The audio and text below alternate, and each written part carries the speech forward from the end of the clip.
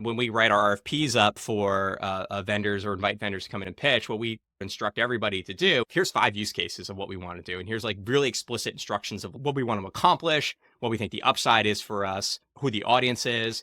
Can you demonstrate with your tool, like, how do you solve for this? Mhm. It's to focus the conversation around how are you actually going to add value to me, and how you're not going to pitch me on a feature that I'm never going to activate. And I think that's like the biggest crux of Martech, right? When you like think about all these Martech tools build new features, but then you always kind of run into this issue where your feature utilization is under 60% because they didn't buy you for XYZ features, they bought you for the one that you need.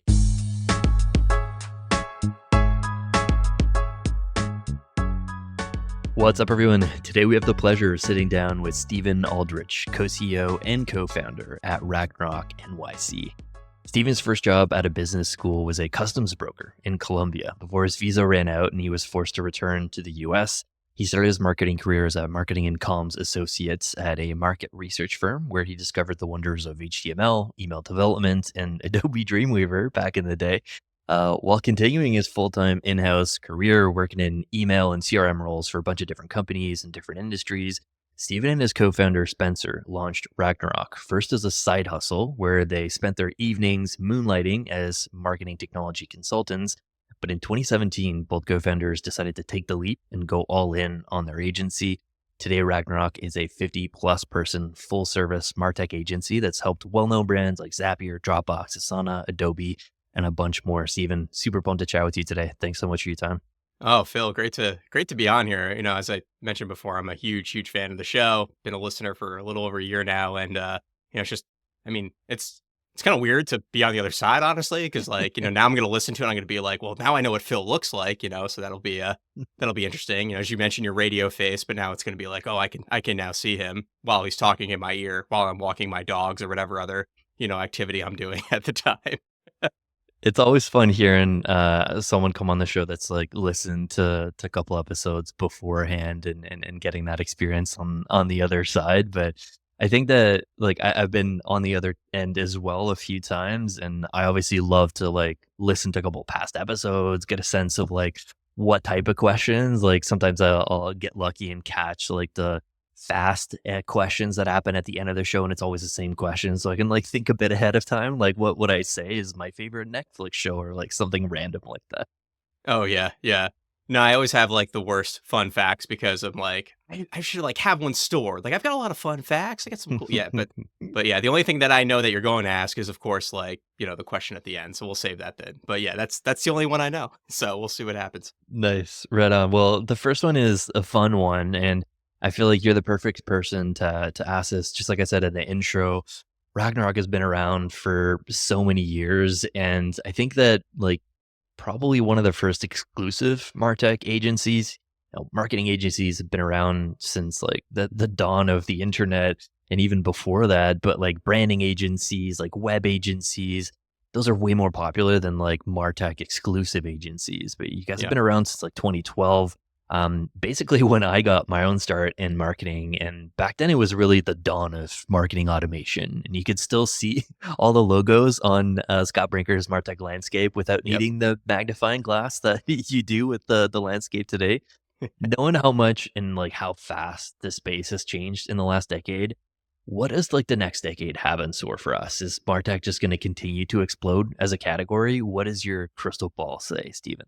Yeah. It's funny. I get these like visionary questions. And I always, the first thing I always say is like, well, what would, Scott Brinker say about this? Or what would somebody else say about this before I form my own opinion? And like, well, I have, lots of opinions on things. It's always helpful to know who people who are actually like researching this every single day. Like, Yeah. like I'm involved and I know, off the top of my head, I probably know about 150 tools or so that I've like literally experienced. But there's, tens of thousands out there today. Generally, where I've seen the category evolve to, and this is going to be a little bit more biased towards what we would think of as like the best in breed set of the stack, and maybe some more of the legacy providers, is we're sort of in the middle of a consolidation phase, acquisition phase, right? You sort of had maybe 2 or 3 years ago the big acquisition of like Twilio buying Segment, and then you had kind of Salesforce kind of launching quote unquote its CDP, or sort of consolidating a bit more there. You had some other acquisitions from mParticle. Like there was just a lot of like kind of buy-in.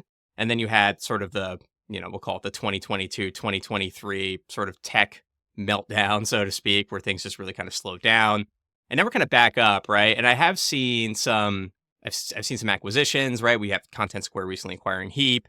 So it seems to continue to kind of be there. It's just a little bit slowed down. I think maybe in the next couple years or so, we'll start to see that level out a bit. You'll get a lot more of the new contenders who have matured a bit, like all these new kind of AI Martech startups. They'll have a chance to mature and pick up more of the market share. And a lot of them will kind of die out, and some of them will get acquired kind of early on. And then some of them will actually kind of raise up. I know you quote Castle.io a lot as a good example of like a kind of newer warehouse-based market automation tool. And I look at, folks like that as well as something to just kind of like look at and keep in mind, even if I don't necessarily have like a burning use case to use it right now. I think I think that sort of direction of the technology or the new technology wave that's coming will inform kind of the next set of Martech. So, right now we have Gen AI and we have another bunch of startups and, annoying, I'll say a lot of startups that send you lead emails every single day, which, my inbox has never been happier, I guess. I'm sure I'm going to run out of space in Gmail at some point, just because of that feature alone. But once that technology kind of establishes itself, right, just like how marketing automation established itself, and then you sort of landed on CDPs and other things to kind of make marketing automation better, you'll kind of see that next phase, or at least I would envision the next phase where Gen AI is now kind of table stakes, or some form of Gen AI is now table stakes. And now we're looking at, well, what's now the enabler of Gen AI, right? And I think of like some early players there are a phrase or Jacquard now, I think they're called themselves, which are more about how do I kind of take Gen AI and make it really kind of brand focused. When Gen AI is more table stakes, that becomes more important. I think we'll see a little bit more in how do I, like some of these features that we see platforms building now, like Iterable trying to build a Gen AI journey builder, for example, right? Like these are still very, very nascent concepts. And, the marketer sitting down at the computer is probably not going to be like, well, let me, write my brief, for that. I mean, we got to get to the point where the brief is being written by the Gen AI, right? And then it gets a little bit more exciting. So I would think, again, we'll round out our consolidation phase probably in the next couple years or so. We'll probably see a new platform where a lot more tools are kind of built on top of, or new legacy players, or just became legacy, will try to get in on it. And then I think by the time you hit the 10-year mark, you're sort of at a different evolution where you're just in a different platform, right? And I think there's going to be a lot less of like, marketer goes in and orchestrates an entire journey. It's probably going to be more of like, how do I like set up the rules of engagement, so to speak, and have the system kind of run itself? Which some of this stuff exists, by the way, but it's very rare and it requires a lot of internal builds. I've seen some really, really interesting stuff that people have built, but it's not off the shelf. And so I think eventually we'll get to that point where you're like, hey, I want to, here like marketing tool, like, here's my structure, here's my audience, here's my content that I want to send to them. Here's the part of the journey. Here's my conversion goal, go and build something for me. Right. I think that's kind of our 10-year future there.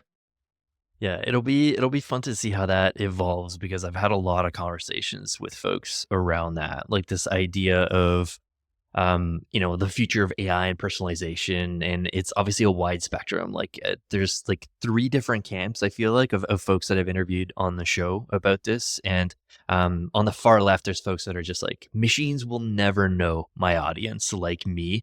I will do all of the writing and the sending of my own messages. Thank you very much.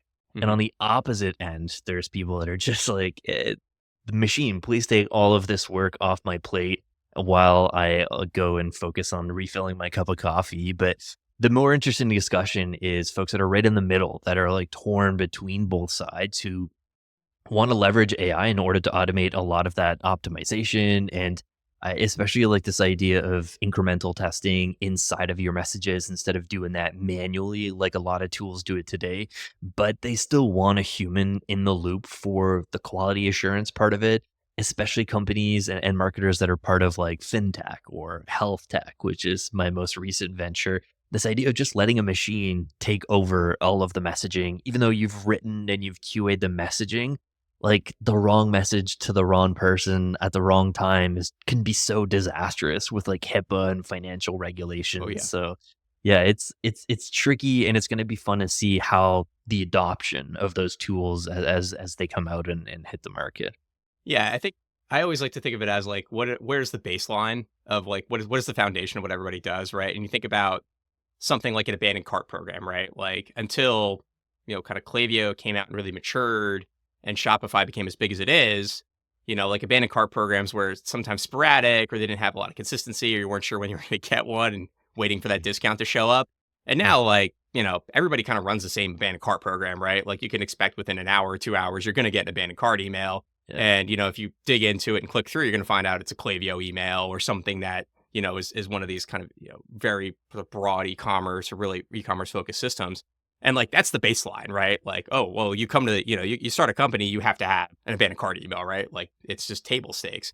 I think, when you kind of think about those two different camps, like I agree. Like I think there's some industries where it's going to be impossible for the machine to really adapt to FINRA or HIPAA or whatever type of, legal language is required there. I mean, I certainly work with a lot of financial services, fintech companies and like, yeah, I mean, there's a legal person at the end of every, review, and it's insane and it takes forever to do things. But there's also the implications of like, well, I can't say something wrong here. Yeah. Um, I think on the other side of it, though, like if you like really kind of think about like where are the pain points today in terms of like getting things out the door, it really comes down to like two things, right? It's like the operation of innovation, right? Like how can I get a team to be focused on like building a roadmap on what is the next thing I need to do? When I do that next thing, what do I get from it? What is my rate of success on the number of things that they launch, right? And if we sort of take a step back, from like a CMO angle, I know that every program I launch has a 15 to 20% chance of success, right? So I know I need to launch 5 programs to have a likelihood of something being successful and success being driving some type of incremental revenue or incremental impact to the business, right? At a more sort of established, something that's not as established, maybe it's 35, 40%, right? But you're going to fail a lot. And knowing that you're going to fail a lot means that the tooling that you have has to support you being able to succeed a lot, right? Mhm. And so right now, the tooling helps you succeed because it automates a lot of things you would otherwise have to do manually, right? Like we used to have to upload CSVs or, merge SQL tables together in the old responsive systems and things like that, right? And that saved a lot of time. Now you have a marketing operations function where it used to be like maybe, 7 or 8 CRM managers who also run their own programs. Now it's centralized into 2 or 3 headcount that can do all of this for 20 CRM managers, right? So there is a lot more scalability. But if you want to go to the next level, right, you have to think of like, well, I'm still kind of, locked into a model where somebody's got to push the button at the end of the day. I think for a lot of industries out there, the table stakes will be more like, all right, well, I can sort of give a prompt and then, yes, like I'll probably have to do more QA, but maybe at the base, there's some of these like very, very basic, like welcome or re-engagement or, these types of messages that are more or less like you can optimize them, but they kind of do what you need them to do, right? They're not like super, they're not like offer based or they don't have like rules or restrictions or things like that.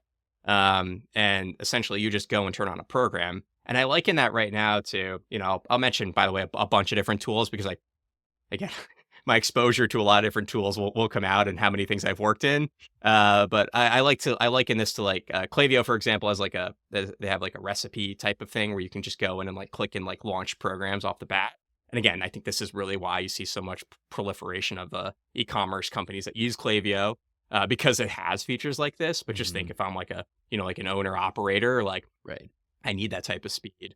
So I think you will have juxtapositions on the market. I don't think one's better than the other, right? Like I think certainly like people who are able to automate and get things out the door really quickly are going to have just an inherent advantage that, 5 or 10 of these things that they launch, 2 are successful. On the other hand, if you spend a lot of time kind of mulling over things, like maybe your rate of success is higher, your impact might be higher, but you're at maybe the same speed of execution, right? So I think it just kind of beats itself out. I don't know if Mhm. necessarily there's one advantage over the other, but I think the table stakes will change. Like certain things are just going to be done, in a AI model, and other things will be done by, humans really thinking about what type of experience do I want to craft for the people at the other end of this? Because, Yeah. as we'll see soon enough, right? Like the AI is talking to the AI at the end of the day, right? Like our inbox is getting open signals and it's like, Yeah. all right, well, this seems to be engaging because I'm seeing, 40% open right here, but really I'm seeing 12%. Like there is like some inherent like, bias in the AI will over index some results that actually aren't true. And I think it's going to continue to be a problem. But that's just because we have disparate systems, right? Like Yeah. Gmail has no incentive to make, your Braze email program better, for example, right? Yeah, one of the interesting components to like this discussion about the future of Martech and like consolidation and AI is like how big your team is and what resources you have to dedicate to like how do we automate some of this stuff. And I've gotten more of a taste of startups and using like up and coming Martech tools and trying to be a bit more friendly with like including something new in your stack. But I had a short stint at WordPress.com that was a much larger team, and we had dedicated data scientists who were on the marketing team at Hmm. .com. And so, like, I got to know some of those folks really well, and like, we had an internal CDP, and we could essentially build a propensity model on any action that we tracked on our users. And so it was super powerful in a sense that like a marketer could self-serve into the data platform, pick an event and create a propensity model that would tell you how the likeliness of this certain cohort of people to buy a paid plan on a certain day after creating a free trial. And like it was just insane, like the capability, just because there was a team of data scientists that were not focused on like building product and like a bunch of other stuff. Like they were focused on marketing and helping marketers figure out uplift models. Like, do we need to send a promotion email to this cohort of users to get them to convert to paid? Because like a good chunk of them are already going to convert. And so we're losing money by doing that. So let's create an uplift model and figure out who are the folks that aren't going to convert. And let's send a discount to those folks so we maximize revenue. Like that's just never going to be a thing in startups. Like startups are never going to have a data scientists like team of 20 or some people like building custom in-house tools and propensity models on all of those events. But maybe like maybe there is a world where there are some tools that come out that is just like, I don't know, decentralizing a lot of the capabilities that a lot of enterprise teams do. So we had Paul Wilson, who's a former Adobe and Salesforce, and we were talking about this future of like letting the machine take control of emails and messages. And he was like, guys, we did this at Salesforce. Like we figured this out like years ago. And like there's no human sending out an email batch campaign to a list of people. Like we let the machine decide what is the right message to send to a certain cohort of people in a given time. And so I feel like sometimes discussions on the podcast, a lot of listeners that are in enterprise are just like, what are these startup folks talking about? Like we solved this in enterprise like many years ago with the data team and these custom built tools. But yeah, curious your thoughts there. Yeah. So I can echo Paul Wilson. I built these and have been part of organizations that have built propensity model based, we'll call it email journeys, so to speak, as the entire program. And you as a marketer turn into more of an asset manager. You sort of Hmm. feed what content, you want the machine to sort of prioritize, and you Yeah. sort of say, here's my 180 pieces of content. And, like based on what people have reacted with before or in a similar propensity, like reorder this email or this message or SMS or whatever it is, based on how many limited number of blocks that you can put in here. Yeah, built that before. I think it's really, really interesting. I think that's the most mature that a program can get. Hmm. And there's obviously a lot of advantages to that, and especially, you sort of talk about hyper testing and being able to actually like have the machine continually optimize. I think the reason you don't see it in a startup is less about like the like there is ways to kind of use some existing tooling, albeit fairly expensive, but you could do it off the shelf with somebody who's really knowledgeable about it. But I think the main issue is just the amount of volume of data that you need to Hmm. actually make that Yeah. valuable, right? Like, and I think maybe that's where the AI, tools or the future of it needs to tune a little bit better is how to take fewer signals to make better propensities, better quartile distribution, whatever you want to call it. Hmm. And it's very difficult to do right now with small amounts of data because it has to operate at like a 95% confidence interval of certain Yeah. traits and things, and it ignores a lot and uses a little bit. And that's what I kind of mentioned the before around like the AI talking to AI, like it's going to over index in the fact that it's getting a lot of signals from something that's actually not a valuable signal. Hmm. And so that in and of itself kind of distorts a bit of the a bit of like what the actual propensity of that person is or where their quartile distribution is. I think overall, like there is, and this has sort of always been kind of my thought on we'll call it like email or SMS or any of these different channels, is like, it's a channel of scale at the end of the day, right? Like, it's in most cases, like, the fact that you received an email does not convince you to buy. It's hitting you at a point in your journey with the right message in your buyer journey where you're like, okay, like, now I'm ready to do this. Like, now I've been exposed enough, or I've thought about it enough, or this has invoked my brain to, now think about this a bit more. And as I do that over time, I'm more likely to hit that converting action, right? And so I think timing, and you'll even see this in a lot of studies that like marketing automation tools put out, that when they're like, look, like, we've raised our conversion by XX% just by doing, personalized send time or something like that, right? Because that is such a huge factor of it, like, Mhm. it really is like, okay, well, I'm not like clicking a buy button in an email at the end of the day, right? Like, I have to take an action on a website. There's inherent drop off there, or an app or whatever it is. And, unless your conversion's engagement, then, whoopee do, like, you'll be pretty easy just to, have a different experience there. But I think when you sort of look at that, like, all right, well, if that's my universe of like raising conversion, and this isn't the be all end all, it's just a big component of it. Mhm. Like, an AI is inherently going to be better at that than you are, because you can't do that individually on a lot of different people, right? Right. And so when they, Salesforce or whoever builds these systems, it makes a lot of sense. And again, I built these as well, and yeah, they're super powerful. But your CRM team continues to grow, because at the end of the day, right, you still need to build more content. You still need to have special messaging. You still need to consider, what does your VIP treatment look like? How does your RFM distribution work out? AI can do a lot of this, but like, it doesn't refresh, right? And so a good example of this, I'll sort of make note of a Salesforce email I had, and I share this with the team, and I was like, "Look, I got an email from Salesforce, and it said, you want to go you want to be on a very modern platform," and it was promoting MuleSoft. And like, in my, I shook with laughter. I was like, "Really, MuleSoft, a modern system? Like, don't you think the content here is a little off? Like, that seems like a weird positioning for this, right? Like." And like, yeah, like, I've used MuleSoft in my history, right? Like, of course, it's it's basically the iPass of iPasses, right? Like, can't get away from it. But I wouldn't call it modern, And I think but that wording, made me stop and think about it. If it would just been a generic email, I would have been like, whatever. Like, I don't even know why I still get Salesforce emails, but yeah, I do.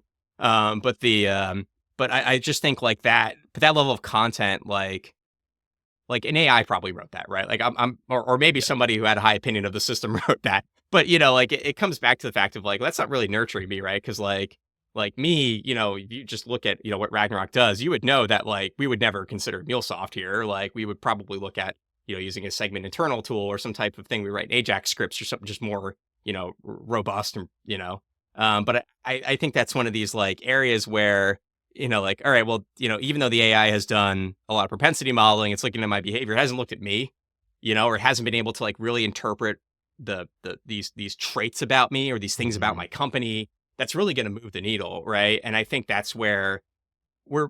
I don't even know if it would be able to do that, right? At least at this stage, right? Maybe at some point it could do it. I mean, let's not discount the future here, but I think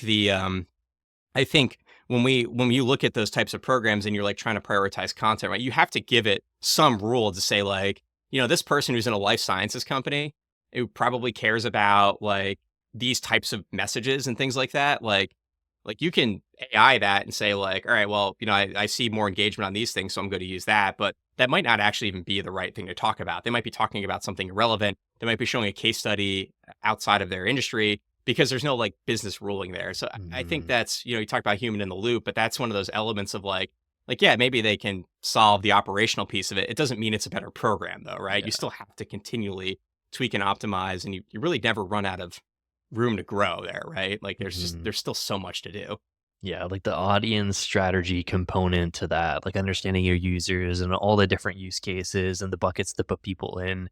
It's not a static thing. It changes all the time as your product marketing team is gathering new insights from customer interviews and surveys. And I don't know, maybe someday there is a way to like hook that up to your AI and that's like hooked up to your content. And but anyways, we'll digress from that topic because I feel like we could go down this train for another 20 Oh yeah. minutes. You name dropped a bunch of different tools there, and one of the things I love the most about Ragnarok as an agency is that you guys are essentially platform agnostic. You don't pigeonhole yourself in a single stack or only work with customers if they use X or Y. But you do have a sort of short list of vendors that you specialize or partner with, maybe like a preferable list of tools. How do you go about evaluating new potential vendors when they kind of come up on the scene, to add to your list of like things that we support? Yeah, this is funny because we get a lot of flack from partners about this as well, being like, "Why do you support our competitors?" It's like, at the end of the day, like we have just so much exposure to so many tools in the same, you know, sense part of that Martech stack. Like, I really don't have a bias anymore. Like, I think I used to have a bias, but once you worked in 6 or 7 or 8 or 9 of these, like everything's got its advantage, and you like kind of see the forest through the trees a bit more. I think as part of that criteria that comes into play, and a good example of this, right, is one of our newer partners that we brought on, a tool called Insider. They're really kind of based out of Europe.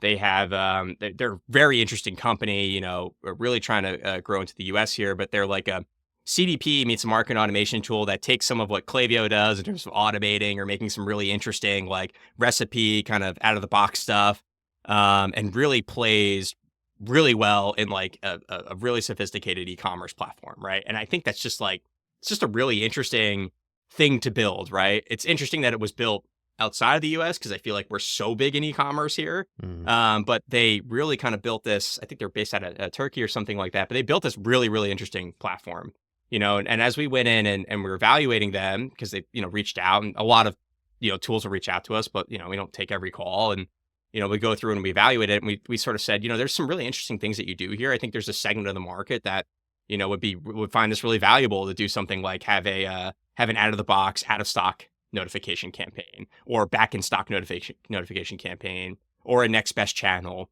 or your pricing strategy works really well for this sector of the market. And the ultimate criteria that we look for though is like, this is going to be some really like simple stuff, but like, do you have APIs? Can I get data out? Can I get data in?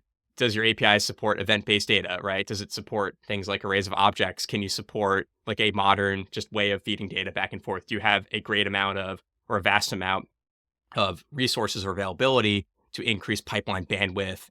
So that way we can send, thousands and thousands of calls per second out to you. Like things like that are kind of like we'll call them like table stakes. Like, are you a modern marketing platform or not? And then I think from like, what part of the industry are you really focusing on? Like, what are you doing that's interesting that we could really actually add incremental value? And then I think lastly is, what is sort of the long-term vision of like what you're trying to build here? Are you just trying to be like do you want to just be a wannabe competitor, which is fine? Or are you trying to build something for an industry? Or are you trying to be like maybe even like vertical agnostic and build out, or horizontal, I guess is what they, say. I'll throw a lot of my Martech buzzwords in here just to make all the people all your listeners feel comfortable in the language they're used to hearing from salespeople every day.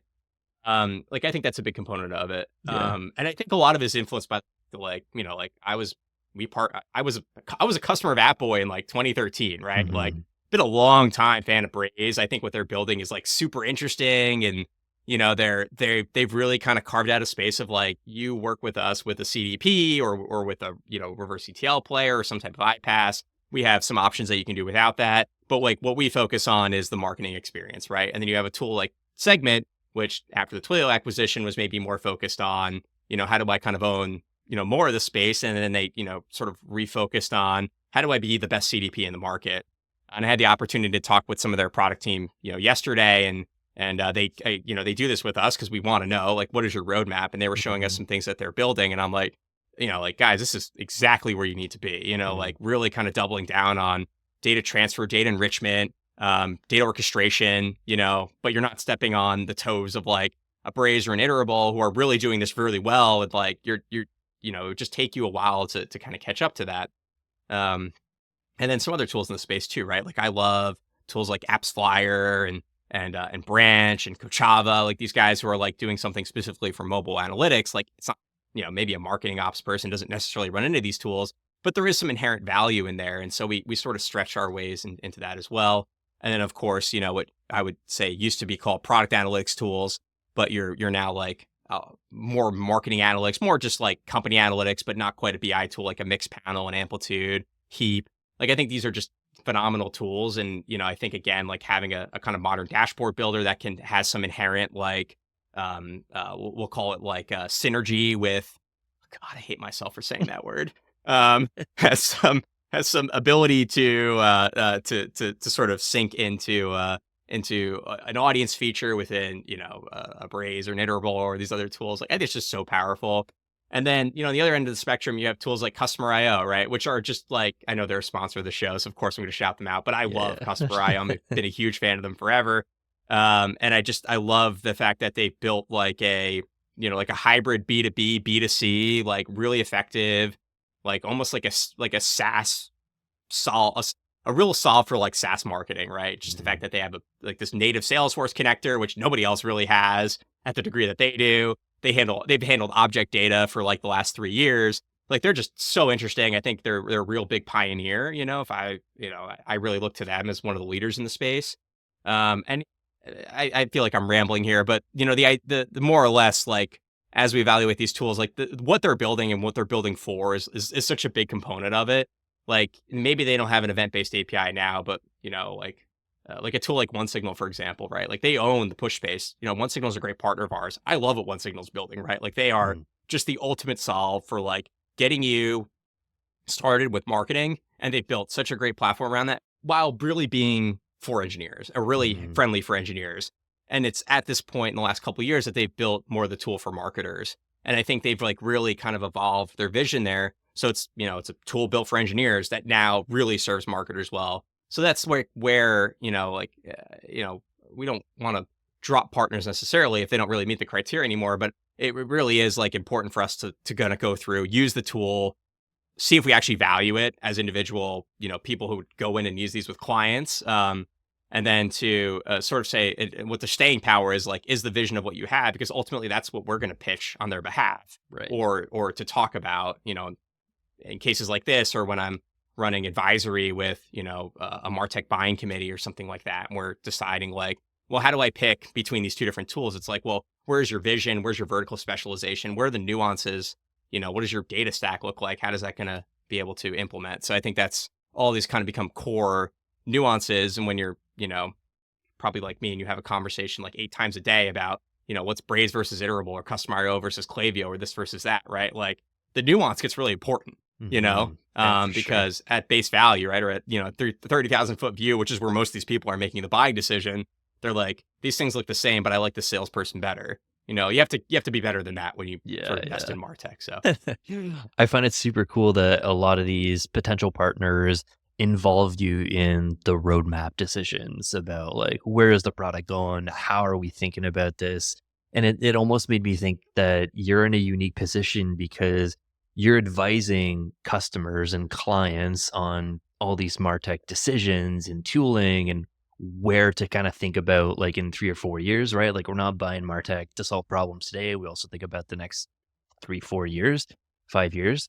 But you're also like in a position to give really solid advice to the partners and all of these Martech tools because you're almost like this translator, right? Like you listen and you're part of so many calls with clients that are just like, we need this and this is kind of like where our use cases are going. And then you have all these Martech tools that are building roadmaps about solving these things. Like you're in a unique position to kind of like join those two dots together. I know that you work with a lot of customers and clients on making those like marketing technology decisions. Do you also partner with like the MarTech vendors? Like, what if Customer IO or like Census came to you and was just like, "Hey, we're thinking of building this new feature in our product. We're not sure about it yet. Like, we've kind of tested it. We did a couple focus groups, and like people are kind of torn on it. You're in the leading, bleeding edge, and having those discussions. Like, do you do a lot of that? Like, giving advisory to the vendors also? yeah, I mean, I always tell the product folks who go into those conversations, like, brace yourself. I'm very opinionated. My Northeastern will come out. And if you don't like, if I, you might not like the way I say it, but I'm just going to tell it to you straight. So I may have burned a few bridges just being too honest. But yes, I am in the very fortunate position to be able to advise on some new features and things that were built out. I was very involved in, say, for example, in Klaviyo was building their CDP and building and enhancing their mobile stuff. Like they, I was very fortunate to be in the position where they asked for my advice on some Mhm. things that I thought were table stakes and what was some of my opinion on that. Again, similar thing with looking at segments roadmap. Tilium, I've had a little bit of exposure here. Would love a bit more because I really love what they're building. on the Braves side. I've been very involved. Actually, I had the great I'd say privilege very early on before Braves had more of an advanced learning development team like they do now. I actually wrote a lot of the Braves exams, a lot of their Nice. questions, which is kind of cool. And sometimes like when I have to, even me, I have to recertify, and sometimes I'll like see a question that I wrote, but like with different answers, and I'm like, I wrote this for a reason. But no, it's pretty awesome to like be at, again, it's sort of my space here, and iterable as well. I've had a lot of influence in their roadmap over time, especially with some things of like how they think about like the mobile space and how they think about kind of ingesting data. And I think, their partnership with High Touch, is just a great example of like them thinking about better of like, where do I need to focus versus like, where can I use a partner to kind of be embedded in that? Um, in other cases as well, we've kind of joined partners together. I think this is more the exciting thing when like, Hmm. a Martech vendor is like, hey, I'm thinking about doing this, like, but I don't know if like, should I be doing this? Should I be using another partner for this, or like who else is out there? And then we would like kind of like make this connection. I don't know if I can Nice. really discuss these things in a public forum, but like we're literally like going in there and like helping, Matchmaking. batch baking, yeah, Yeah, which yeah. is really cool, and it sometimes it's the best is when it's you got, multiple kind of executives in the room, and they're all realizing that they all kind of talk the same language, and Hmm. they might have perceived each other as competitors before, or maybe they were like, I'm not sure if we like have the same customer, and just being able to kind of say like, there's actually some really complementary technology here. You guys should be partners. You should really kind of build a business together because there's just a lot more opportunity that you can grab away from maybe some of the legacy players in the space. I think it's just kind of the nature of best in breed, though. Like you have these, similar investors that kind of make some of that matchmaking, albeit with maybe different angles than how I'm looking at it. I'm probably looking at it more from the technology perspective. They're looking at it more from the business perspective, but there's still a lot of value in both. And then I think you have things like the Mock Alliance, right? Which, is just like, it just kind of builds this, it's sort of an arena for people to really maybe that's not the right word, but maybe a way to kind of make those partnership connections happen. And I think that's just like, like intuitively a lot of these things will happen, but I think sometimes it's just like when you're out there and you're a product team, you're building stuff, like you're kind of only looking at your own customers a lot of the times. You're going out there and doing research, and you're getting like the ideal of what people want.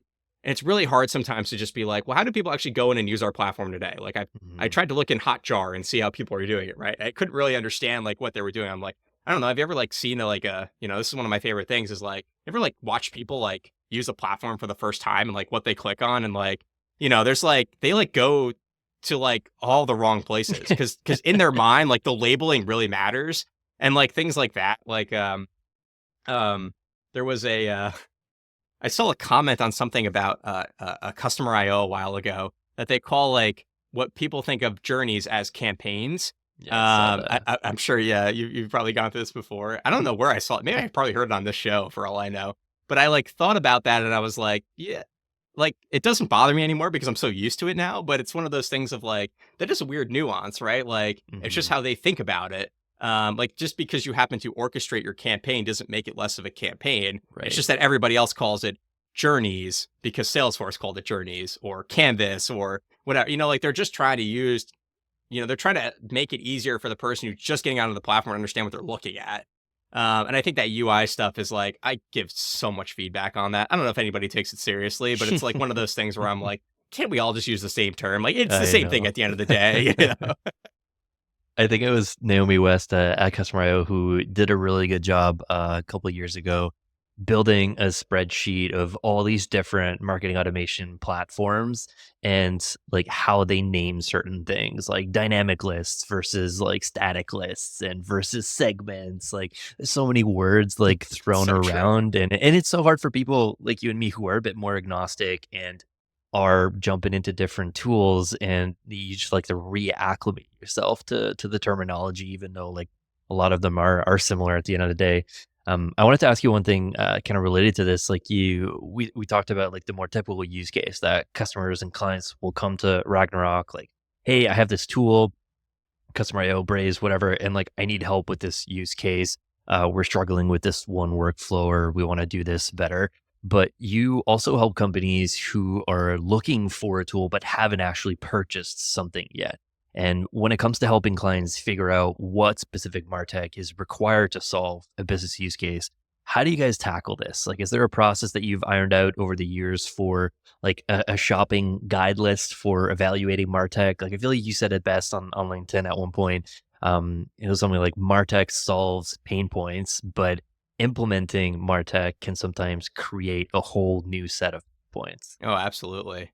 Yeah, we created this thing I call it a bottoms up Martech analysis. It's sort of like it's just a way to sort of ground how you should be making Martech buying decisions, which is entirely based on your use cases. Hmm. You shouldn't be looking at features and being like, "Oh, that looks great, let me buy that," because that's not you'll never activate them, right? Or you'll like be thinking about that, but you'll never actually get value out of it. So we try to ground the entire valuation process in a set of use cases, and most companies will work with somewhere between like 50 and 80 on the average per brand. And these would be things like think of like abandonment as like a use case, right? Like there's abandoned browse, abandoned cart, but abandonment is the use case, right? And then you have other things like re-engagement, or you might have like form completers or survey collection, right? There's tons of different use cases that any company has, and they all have different versions of what they need, and there's different value in certain things that they get out of it. And so kind of grounding it in use case, understanding what use case is going to drive the highest value for the business is sort of where we like to start it. And then when we write our RFPs up for vendors or invite vendors to come in and pitch, what we sort of instruct everybody to do and across the board is to say, here's 5 use cases of what we want to do, and here's like really explicit instructions of like what we want to accomplish, what we think the upside is for us, who the audience is. Like, can you demonstrate with your tool, like, how do you solve for this? Hmm. And it doesn't, they don't have to like create a POC for us, right? That's not the ask there. It's to focus the conversation around how are you actually going to add value to me, and how are you not going to pitch me on a feature that I'm never going to activate. Yeah. And I think that's like the biggest crux of Martech, right? When you like think about like all these Martech tools build new features to get different kinds of customers and to penetrate in there. But then you always kind of run into this issue where your feature utilization is, under 60% or 50%, because they didn't buy you for, XYZ features. They bought you for the one that you need, right? Hmm. And so that's why I like to ground it. And then when we actually look at and compare different tools, we sort of use a scoring model. I mean, everybody uses a scoring model at the end of the day, like a 1 through 5, but there's sort of meaning between each number there. And we sort of look at this specific feature that this platform offers compared to the same feature that this other platform offers that is solving this use case. What is the value of that feature? Let's say, for example, is it the email sending capability, right? If I look at just the email sending capability of like Braze versus Iterable, right? I'm just gonna say, oh, both 5, right? Like they both send emails really well. All right, let's take a step further. Which partners do they integrate with that actually is the MTA or the mail transfer agent actually executes that? Okay, well, Mailgun, SendGrid, what was the other one? MessageBird or whatever, the company that MessageBird bought. I don't know. I can't think of it off the top of my head. But those 3 are, those are like kind of the main MTAs, right? Okay, well then the throughput's there. So what is the nuance? Okay, well the nuance is, maybe for Iterable or Braze, I actually have the requirement I have to build a custom MTA. We've done this before, by the way. I don't recommend it, but it is some requirements for some folks. It's like which tool is going to integrate best with a custom MTA, and how are they going to demonstrate that? Again, this is a bit of an extreme use case. The better thing would probably be to say like, all right, I have actually 3 channels I want to activate through here, like email, SMS, push. Who's going to be able to activate that the best with who's going to be able to tell me what the best channel that person should use is, who has native propensity models built into their platform, or who has a way for me to make my own decision here, but to make it in an informed way. Like, how can I kind of further segment a journey and make it less complicated? How can I scale that? And I think that just becomes like, you have to like what you're basically demanding out of this is more or less a way to demand out of the sales team. Like, Yeah. I need you to really come to the table and tell me like exactly how this works. Hmm. Because even though I know that stuff and my team knows that stuff very well, like we're not the ones ultimately making a decision, right? We have to help Right. our clients come to the decision themselves Hmm. and to influence it in a way that's helpful for them, and not to say like you should just go with this tool because they're great. Yeah. Like they really need to say like, I'm going to go to this tool because when they demonstrated how they would solve this use case, it was very clear to me how it would execute, and I could see the vision of where I would grow this program in the future and what other features they had or what other capabilities they had within that feature that would actually allow me to do that. if you could come to that point, you're going to naturally grade it higher. If you can't see that vision, you're going to grade it lower, and you naturally get to meet out who actually has the better feature for your use case. Hmm. And a lot of the times, again, when you take a step back, they look equal. But when you really drill down to the nuances, like that's where you're getting better at the evaluation. And honestly, that's what makes the tools better, right? Is like just just the business use case. Even when I think about like the business use cases over the last like, you know, 2 years that I've seen, like the post-COVID use cases, we'll call them. They're just so much more interesting, right? It's like how do I like by the way, my call center is gonna get a call for this person. How do I like route it within a second, but pull back profile information about this person from my CDP or my data warehouse, wherever I'm grabbing it from? How do I get it a summary information so it knows how to route? What business rules and logic am I using, and how do I layer a propensity model on that so I know what level and tier of salesperson or customer service support I need to give them, right? Like that's like typically that was historically like business use cases and things like that. But when you're evaluating a CDP vendor, right?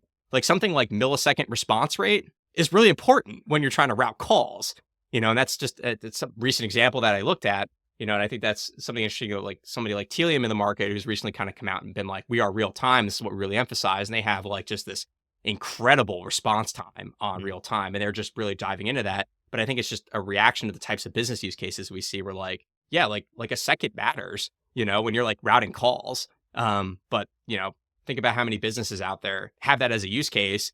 Maybe they haven't applied Martech to it yet, but they will, and I think this is just where, the industry kind of has to naturally grow. But when you look at that as a feature perspective, like normally you don't think about stuff like that. Like real time, cool. Is it ready within 15 minutes? Fantastic. But that's not good enough. Like Hmm. it was maybe 4 years ago was like, it was 15 seconds and now it's like a second, like it Right. just gets harder and harder.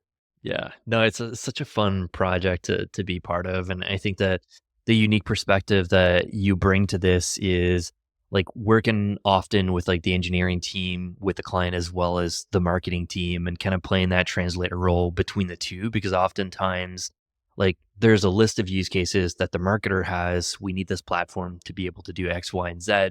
But by chatting with the data team and uncovering some of the existing capabilities on like the composable CDP stack that they've built, like you could surface up new use cases that the marketer hasn't thought of. And so Right. when you're shopping and going to market, they're not limited with this certain point of view based on their understanding of the world. You've kind of come to the decision with like pieces of the puzzle that you're surfacing new use cases. And I feel like that's a really fun part of the whole process of shopping for Martech. It's yeah, definitely a fun time. Absolutely. Yeah. I mean, shopping in general is fun, right? But I will always caution that, like, it's always a don't bite off more than you can chew. The Yeah. best the best implementations, like you're in market with your first use case within 90 days. Some 30 days, some we can do it in 30 days, some can do it in 14 days, depends on the size of your company and complexity of your Hmm. use case. But, when you think about like, all right, well, how do I get my first use case to market in 90 days? I'm probably not doing my most complicated thing, right? Yeah. And Yeah. that's the right approach. You need to drive incremental value out of that. But my always advice in terms of when you finally make the decision to buy is you need to pay back your investment in 2 years, right? And so your first year, you will probably, in some cases, you'll pay it back, but you're probably breaking even, right? Because you're spending so many resources. You're probably using external agency like ourselves, or you have like the focus of your internal team that aren't the opportunity costs there of not doing something else. That causes you to sort of lose momentum. And Hmm. when you're like, all right, well, in this first use case, I'm just doing something slightly better. In second use case, it's a little bit better than what I had before, and it just gets incrementally better. By the time you get to use case, 12, 15, 30, you're doing something that's really new and interesting. But you're also at like year 1.5, year 2, right? And so you don't like sometimes like having more use cases can be a distraction from knowing what's like going to really make the move on the business. But Hmm. I think the teams who stay focused and stay driven on like I have to like deploy 15 use cases this year and like use that as your OKR or anchor your sort of your team around the fact that there is a number of deployments that they have to have. I think that really helps like get the tool to actually drive value. Because in the day, right? Like you have to like, for example, I'm spending $100,000 on a CDP, right? I have to make $1 million on it because the total cost of ownership on that thing is, the license cost plus, the 3 headcount that I have managing it, Yeah. plus whatever efficiency that I can negate off of that. but I'm basically spending, like I'm spending $450,000 on a tool that I'm quote unquote spending $100,000 on, right? Hmm. And so I need to make a million because I need to at least double whatever my investment is on. And so when you think about that, right, like how do you get to double the investment? Like you have to make sure that you're actually like implementing that, using the features, and those features are driving true incrementality for you. And so, yeah, I think just kind of go back to like those use cases is like when you establish them, like you're evaluating them, but you also have to have the commitment to launch them. And I Hmm. think that's where a lot of teams become paralyzed is, either it's, you know, forces outside their control or, team restructurings or things like that that can cause some impact there. But a lot of it also comes down to just like chasing the next shiny thing. And like, really, you got to really kind of come back to the foundations of what's going to actually make incremental dollars for your business as opposed to like how many new, interesting shiny features can I go after? Because like maybe there's an incremental or more incremental opportunity from that, but you already have a great list to go down. Like, why don't you exhaust that before you start like trying to try some new feature that's unproven? Hmm. That's more my position on it. But Yeah, curious to ask you like how you think about like evaluating that ROI and maybe not just specifically on like the ROI of buying Martech, but helping clients figure out what is like you mentioned custom multi-touch attribution models there. I'm a recent multi-touch attribution convert myself, and I'm doing like a roundup episode there, and I wasn't planning on asking you this, but I'll include your perspective on here, and I'm really curious to hear it because the alternative is kind of the alternative to MPAs being painted as like incrementality mhm. and marketing mix modeling. And I'd love your perspective on this from a MarTech agency that likely spends a lot of effort providing not just like your own impact for the customer, but also helping your customer, aka the marketing team, prove their impact to the rest of the company. Yeah. What's your stance on like how do we go about measuring marketing's impact and how do we include things like brand and time lag and causality and all that stuff?